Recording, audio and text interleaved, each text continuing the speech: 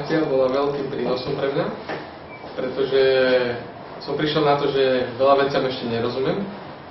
Boli aj nejaké prejavy ohľadne toho. A čo bolo také najdôležitejšie, že som si uvedomil, že naozaj tú škálu viem o nej, ale neviem ju používať stále tak, ako by bolo treba. Hej? Že veľakrát tlačím a tá druhá strana odo mňa uteká. A potom sa z toho cíti tá druhá strana zle a ja takisto. Hej? A to, čo proste ja musím spraviť, ak niekto proste niečo nechce, iba mu ukázať, že čo sme chceli naozaj na začiatku dosiahnuť a aké by to mohlo byť ideálne a čo by bol ten ideálny stav, ktorý chceme dosiahnuť spolu. Hej? A tá osoba to proste bude chcieť buď viac informácií, alebo mi povie, dobre, no tak poďme do toho. Hej? A keď stále bude zabraňovať, tak stále viem, že proste musím jednoducho mu hovoriť o tej ideálnej scéne, o tom, čo on chce dosiahnuť.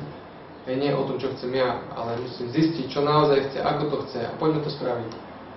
Hej, čiže bolo to veľmi dobre a odporúčam každému, aby tieto tréningy ste absolvovali, lebo vám to zjednoduší život veľmi.